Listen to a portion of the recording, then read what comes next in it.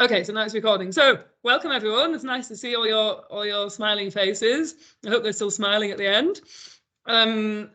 This webinar is called How to Move from Diversity to Inclusion in Creating a Sense of Belonging from an LGBTI Perspective. It's a We Do Wind diversity seminar. It's the 5th one we've done. And it's with Martin Proksch here from the Swiss LGBTI label. And for those of you who don't know me, my name is Sarah Barber. I am the program leader in wind energy at the Eastern Switzerland University of Applied Sciences. And I'm also the founder and president of the Swiss Wind Energy R&D Network. I chair the diversity committee at the European Academy of Wind Energy. And this webinar series is a collaboration between all those 3 organizations. We also have, I think, one member of the diversity committee here today, Sarah. Yes, I'm here. She's going to do the Q&A session afterwards. I asked her to do it because I'm not sure I can distract my daughter for more than half an hour. So we'll see. Yeah, so really great to see you all. What we're going to do today is that I'm going to give you a quick introduction to the topic, and then Martin's going to talk for about 20 minutes. And then we're going to have a Q&A session. It's just going to be open, and we'll see what comes up. And then I somehow missed 5 minutes on the. Be paying attention. I missed 5 minutes on the agenda, but we'll somehow at the end I'll try to do a summary and closing. And yeah, hopefully we'll see you again at future webinars, and hopefully we can keep the discussion going. The reason I brought my daughter with me, apart from the fact that she's ill and I couldn't take her to nursery, is because I wanted to tell you a quick story about my personal connection with this topic. My daughter is about to be 3 years old, and I officially got recognised as the mother of my own child about 2 months ago in Switzerland. So at the time that Leanna was born, the non-biological mother in a same-sex relationship didn't get recognised as the mother. So I've spent 2.5 years and a few thousand francs trying to adopt her. But I was really lucky that my university actually, after asking 3 times, gave me parental leave of a week, which is the same as what men get or the fathers get. So I managed to get the father, the parental leave of fathers, which was a big step because Swiss law didn't allow that. So that's a really good thing that my university did for me. And Leanna's even clapping now. Well done, Leanna. She's actually clapping because she's watching Peppa Pig. Anyway, so that's kind of my background, and so I have quite a close connection with the topic, and I'm happy to hear from all your stories and all your experiences after Martin's presentation as well. And thank you for those comments. I can see them, so they're very appreciated. Yeah, so just about the diversity committee. So the European Academy of Wind Energy is the European organisation for wind energy research organisations, and their main goal is to promote wind energy education and science. And recently we formed a diversity committee. Okay, I'm just going to quickly go put my daughter aside so she can watch Peppa Pig. Excuse me a second. You take it over the bed, Sweetie. Okay. And so in the committee, we're actually trying to improve diversity, equity, inclusion in wind energy science. And we want to do that by providing tools to help other people do that themselves in their organisations. We want to increase the visibility of underrepresented groups, and we want to act as positive role models by actually improving DEI within our own organisation. So the team is here, so I lead it, and Sarah, introduce herself. We have some other members, James, Julia, Stefan and G, who all work together with me on that. And then the other thing I wanted to quickly tell you about is We Do Wind, which is a separate thing that I run, and it's actually it's actually an ecosystem for getting more people to work together in wind energy. So wind energy has a challenge that people don't like sharing data or knowledge. They keep to themselves. They're very scared of sharing. And so we're trying to get people to share data via this idea of challenges and try to find these win-win situations for people in wind energy. And we have a space about diversity as well. So we have a digital space where we can discuss the contents of the webinars. You can sign up. I'll put the link in the chat. You can sign up just for this space if you want, but you can also see what other spaces we've got on other more technical topics. And as I said, every webinar we've had, we have a discussion around it. So we're trying to promote these discussions outside of the webinars as well. I'll put the link in after I stop talking. And so why are we doing it? Well, first of all, we need diversity to survive. Humans are diverse. Equality between them is the basis of a fair society.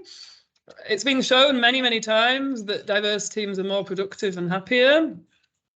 As we know, underrepresentation and discrimination still exists, even when it's sometimes unintentional. There's a few numbers there about, which are quite shocking, some of them, about underrepresentation. We also have the gender data gap, in case some of you have heard of that. It means that the world is still mainly designed by men for men, especially medicine. It's quite shocking, actually. On the other hand, resistance is growing. I'm not going to say anything about that picture. I think you all know what I'm talking about. So we still have a lot of work to do. What I really believe, and what we believe at the Diversity Committee, is that every one of us can contribute. So it's not about just letting the diversity experts do it. I really strongly believe that every single person can and should contribute. I think the energy transition is a perfect opportunity to do so, because we need to change the way we're thinking and working anyway. And we also have an increased demand for more people with different skill types. So let's use this opportunity. I'm quickly going to present you the results of the survey. Thank you for those of you registered and filled out the survey. We had 15 participants. We had about 50-50 women and men.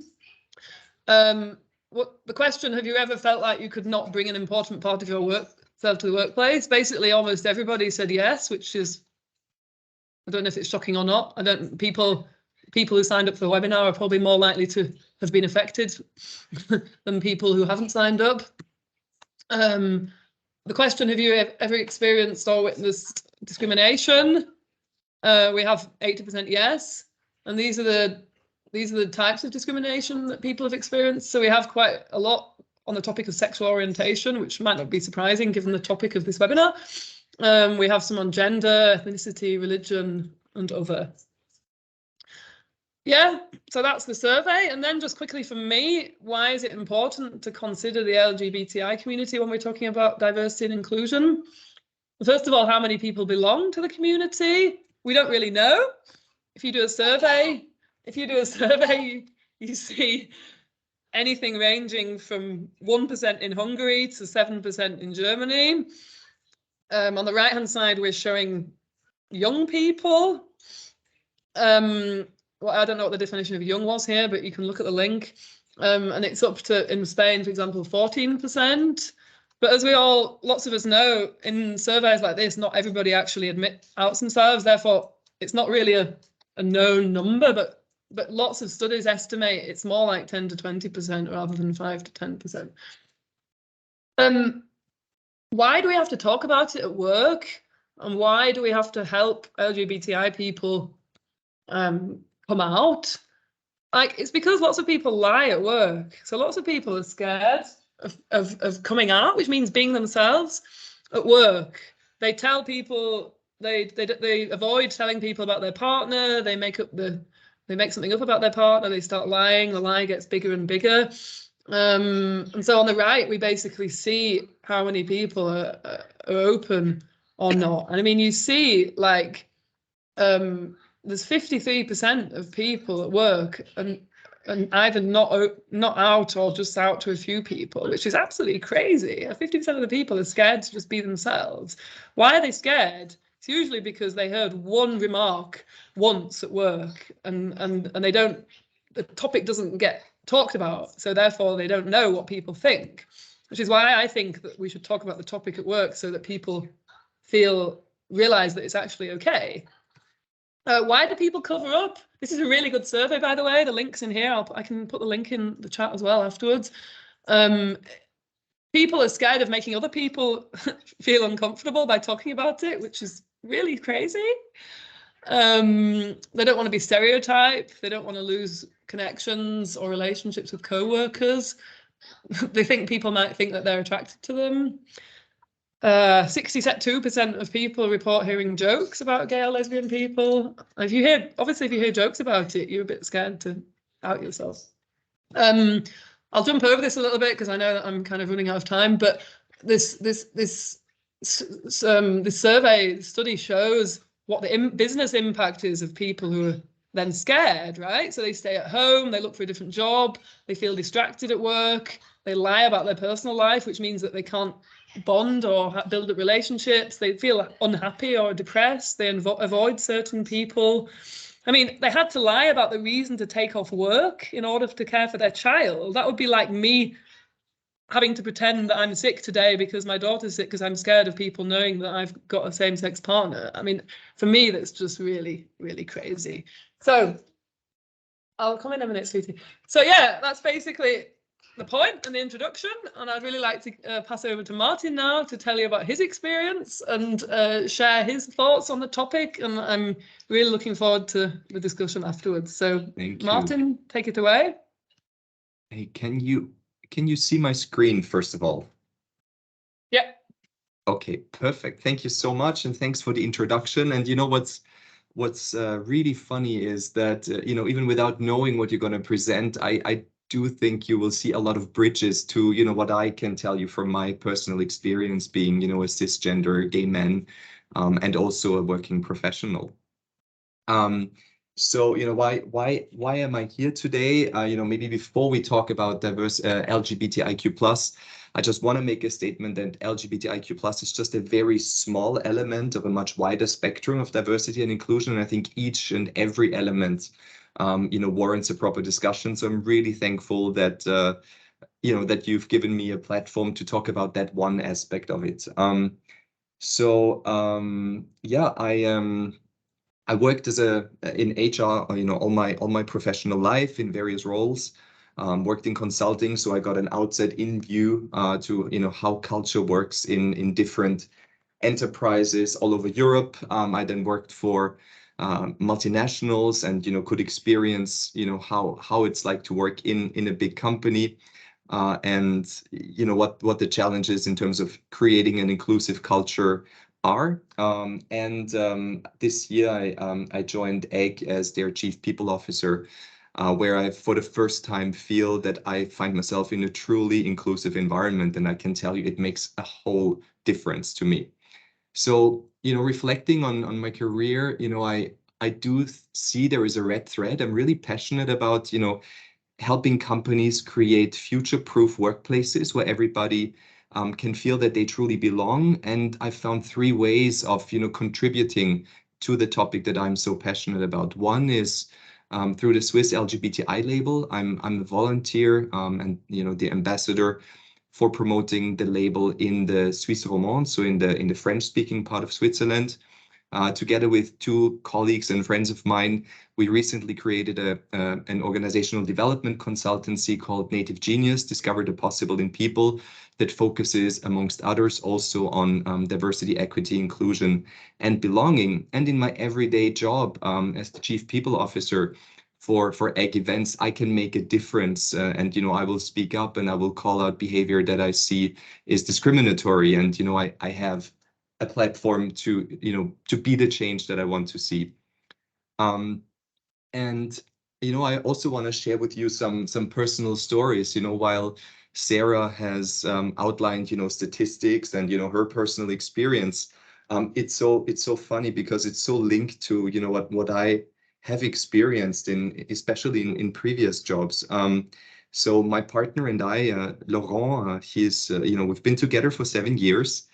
And he works for the largest employer that we have in Switzerland, public administration, Confédération, so the Confederation in Switzerland. And it was very much in the beginning of his career there that he came home one day and he was completely shocked. And he said, Martin, you will not believe what happened today. I had coffee with my colleagues. And all of a sudden they said, well, the sissy in the sales department isn't working today. And they were referring to a coworker that was officially out at work. And he was completely shocked. And, we had a long discussion about it at night. And over time, I said, well, how is it going? How is it going? Is it better now? And he actually lived subtle forms of discrimination at work that then led him to do exactly what you said, Sarah. It led him to cover up. So, he decided that Martin, his partner of 7 years, Martin became Martina at work.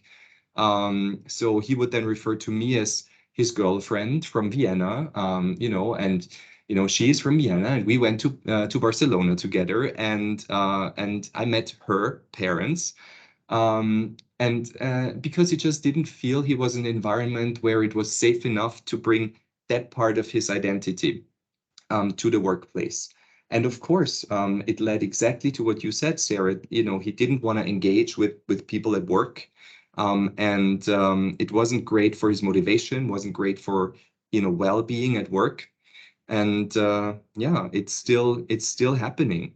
And on a very personal note, I worked for a large multinational for a couple of years, and it took me about 2 years to openly talk about the fact that I was gay at work. And it took me 2 years, not because I'm not comfortable with who I am, but because I didn't have any role model. I didn't have any senior leader actually talking about, the different aspects of diversity and inclusion. And I think as an employee, you look up to your leaders. They should role model what's okay, and they should, have inclusive language and talk about the different aspects of diversity and inclusion. And, because none of the leaders talked about it, none of the other people around me would talk about who they spent their weekends with and, who they loved. And for me, that was striking. So after 2 years, I said, you know what, I don't care. I'm just going to talk about it openly.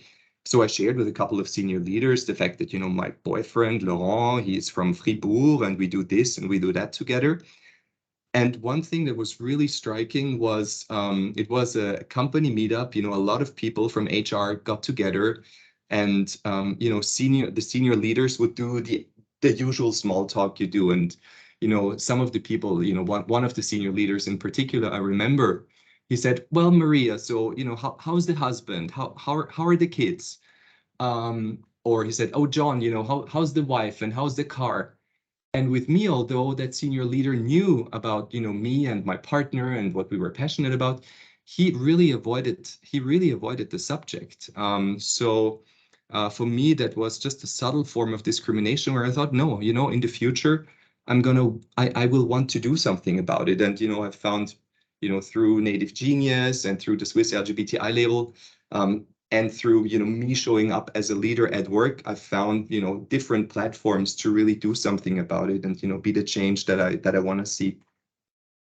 Now, I want to not only talk about, my personal experience, because I also want to hear about your personal experience, but I also want to talk about the business case for LGBTIQ+ inclusion, talk about recent achievements, because it's not all bad. I do think we can also celebrate the successes that we have as a society that then trickles down into the workplace, of course, and also have a call to action and invite you to become an ally, to influence the culture together.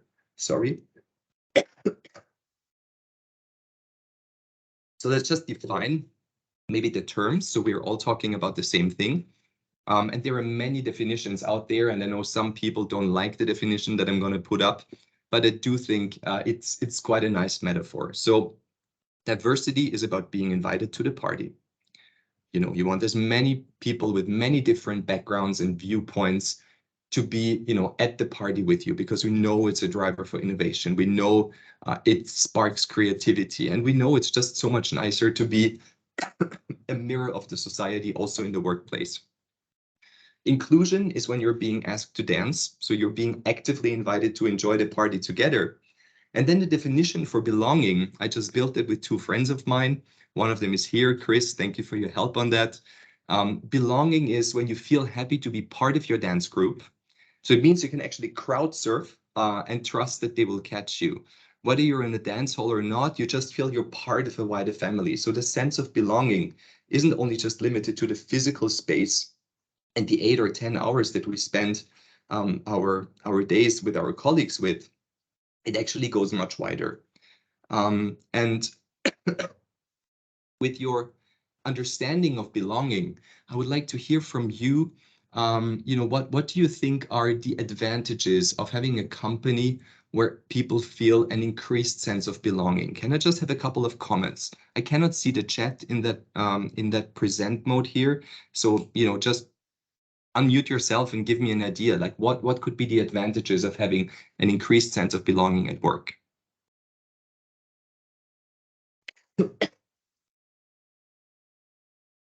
Any ideas? A couple of people are writing. Oh, can you help me with that, because I can't see that. Once they finish, once I see it, yeah.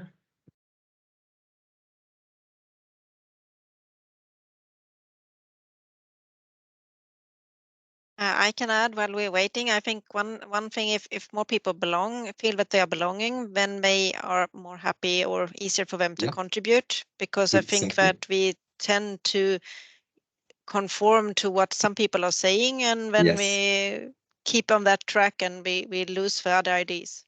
Exactly. Yeah. So there is something about innovation in what you're saying, about being more motivated, about being happier, that you can contribute, and getting appreciation for any kind of contribution. Yeah. Something Maybe else. I can add. For me, it's just about being able to be yourself, actually. Yes. So, Yes, we have these like definitions of what X, Y, or Z needs to be, or what success is, so I think there's a big piece just about just being who you are and not having to live up to anybody else's standards, and just being appreciated for showing up and contributing in whatever way you contribute. Beautiful. Yeah. Another idea? Another comment? I think I would add something. I think what I've noticed between the past, when I was not out at work, and now that I'm completely out, and my manager is actually here in the call, it's Michelle. I think I feel more myself and aligned with myself. I mean, I don't have anymore to lie and to create all these funny stories around the weekends with him and that, and this is a constant, like being obliged to lie is like a constant process in the background, and it takes a lot of mental space, energy, stress as well. So I think I would say that the level of stress of being at work, it has been reduced, I would say. It's not always like in a dream, and not everything is perfect, but I think we're getting there. But at least that level of stress you can take out, so that you can cope with the other work-related stress maybe in a better way. Yeah. Exactly. Yeah. Okay, super. Thank you so much. And I mean, all of what you say is true. And the many studies out there show that there are so many different axes of harnessing the power of belonging. I mean, there is increased motivation. People are more loyal to stay with an employer where they feel they actually belong, they contribute, and they can be who they are in the workplace. And we know how expensive it is to replace somebody nowadays in the war for talent. So loyalty is a key component. Engagement, of course, people giving discretionary effort. I can definitely tell you, I'm willing to give way more discretionary effort in my job right now, where I can be completely myself, as compared to other jobs I had before. There is a direct link to well-being at work, well-being in the holistic sense of the word. Productivity, and then of course happiness. You're just happier if you can share with your colleagues that, well, you spent the weekend with your partner, with your wife, with your husband, with your whoever. It's just so much nicer when you can share the moments that give you happiness in your personal life, also at work, without fear of reprimand or without a fear of negative consequences. So why does it matter to the business? Just picking up the pace a little bit, and I see you're a very engaged group. So I think I'm going to just be really quick with that, because you all know the studies. But Better Up did a survey in 2020, so COVID year still, and they found that in companies where people feel an increased sense of belonging, their sick days go down 75%. So I found that pretty impressive, because you can translate that into direct numbers, thinking how much money a sick leave costs to a company. It's a very easy, straightforward calculation, because not only are you not getting any work from that employee who got sick, but also, the work isn't going away. So it means it's putting more stress on other people. So, a decrease in sick leave days is something that makes total business sense. And, creating a bigger sense of belonging doesn't need to be costly at all. Then Ipsos Mori is a market research institute based in the UK.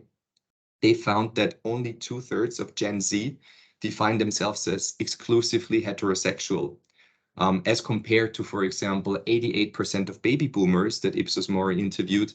They defined themselves as exclusively heterosexual.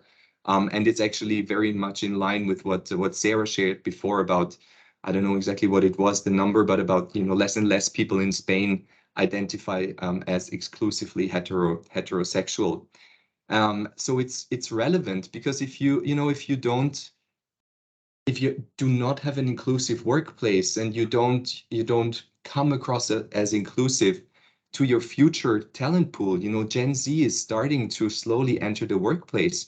You're definitely losing out on 1/3 of people that are that can help you bring your company to the next level. And then Deloitte did a research in 2021 amongst millennials and Gen Z, and they found that 39% would leave an employer for a more inclusive one.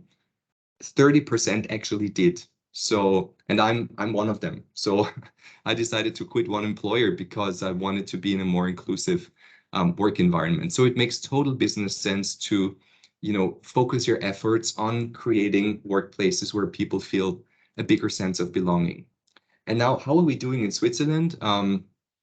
It's the most recent study on LGBTIQ+ inclusion, at least the most recent study that I'm aware of. It was issued in October 2022. It was done by the Berner Fachhochschule, and they surveyed 500. So, well, the top 500 companies in terms of revenue. 52 responded, so they got about 200 interviews done. And out of those 52 companies, we see that 2/3 at least have got a strategic D&I concept. So it's definitely something that more and more companies start to think about, because the last time when that same study was conducted in 2017, it was only close to 50%. So definitely a major improvement, and we can all be proud of that. We believe, well, the study believes that there is a lot of positive impact due to public visibility, due to people like all of us here that talk about it, that, that think about the topic, that are aware about the topic, and that are not afraid to speak up. So thank you, for being here today, because you are part of the public, and, with that platform, we are gaining more visibility about a topic that's so important. And the question is a little bit also, what's next?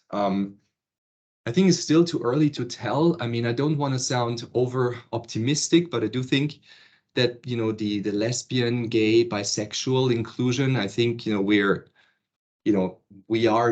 are getting where we need to be. It may still take a little bit of time, but I do think that when it comes to trans rights, I mean, just look at, trans rights in society and trans rights in the workplace. I do think that's probably going to be the next wave, and probably where we will all start to focus on more in the future. And, we start to see first elements of that with companies starting to think about having gender neutral toilets. I mean, I was so surprised the first time I saw a gender neutral toilet was in Zurich last year. Next to the Limmat, there was a cafe, and there was the first gender neutral toilet. So I was so excited. I started taking many pictures and sent it to all my friends. So I was very happy to see that. And then LGBTIQ+ inclusion in the workplace. Back in 2018, Network and WiberNet. So Network is a gay leadership association. WiberNet is the lesbian counterpart of that. Plus many other associations you can see here. So LOS, Pink Cross, its lobbying organizations, Transgender Network, Rainbow Families, and Interaction. We work together to create a Swiss LGBTI label, which is similar to the Great Place to Work label. So it's to celebrate companies that live the sexual orientation and gender identity dimension of diversity through a holistic diversity management. And I think it's a great way to start. It's definitely not the only solution. I do think culture change needs more than a label, but it's a great place to start because it gives you a really good status quo analysis. Many of the clients that I work with through the label, they don't even know where to start. And the label gives you access to like 100 questions that were all, you know, that are based on research, based on real experts in the field. And you can place yourself, you know, you have to try and get 50 out of the 100 points, but it's a bit like an internal audit where you upload proof. For example, we ask you whether you make a clear statement on LGBTI inclusion in your D&I strategy or in your D&I policy, or do you even have a D&I policy? So it gives our customers a very good roadmap for best practices as well, because we'll analyze the answers and then come back and say, well, you could improve that, you could improve that. It gives you a brand for internal and external usage, and also access to a community and intercompany exchange. So for example, last year, we did a big event here with the Museum of the Red Cross, and we invited all of the companies that are holding the label. We invited a politician, we invited a lesbian artist, and we invited, who else? Yeah, and the director of the museum was there, and as a leader talked about, you know, his experience in like implementing the label and what it's brought him, and you know what it's brought the Museum of the Red Cross. These are it's just an extract of a couple of companies that are currently the holders of the Swiss LGBTI label. I couldn't put all of the 80 there, but I wanted to give you a diverse set of companies. So there is public administration, banks, there is tobacco, there is the SBB, there is industry, so ABB, there is pharma, there is Depost. So, you know, you'd be in good company if you wanted to adopt the label, and I do think it's definitely a really, really good starting point. And then a little call to action. I'm almost at the end. You know, I mean, I do think you're already allies by just being here, so I want to thank you very much for that. And then there are many different ways in how you can shape the culture of a company. I mean, one is through internal and external communication.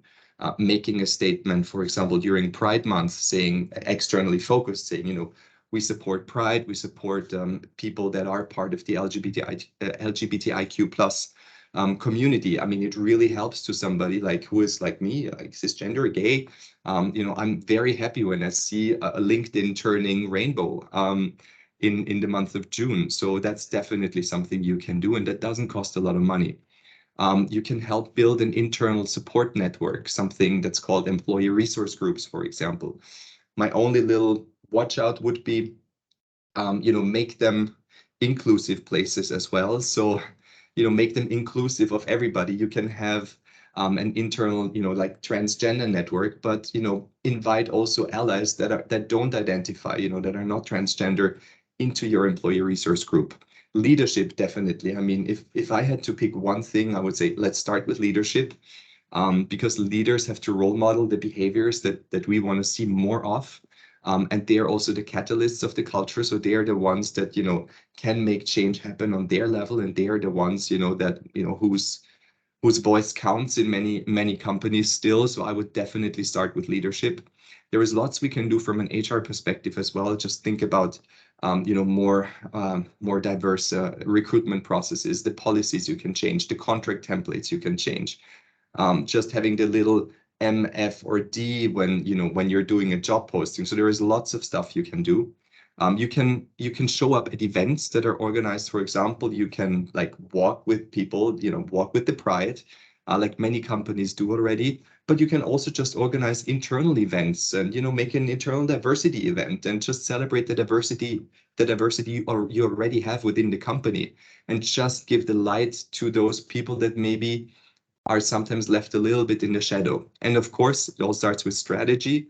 So, you know, make sure that you ingrain, you know, D&I and a statement about that in your business strategy, because it will then trickle down into all parts of the business. And yeah, on my very last slide, you know, if you want to know a little bit more about about Native Genius and who we are. You know, these are the 4 areas where we've got expertise, where we can help you, you know, make change stick and, you know, help you, you know, drive the change into your organization. Just check out our website. And yeah, and thank you so much for listening. And I'm looking forward, Sarah, to the rest of the discussion.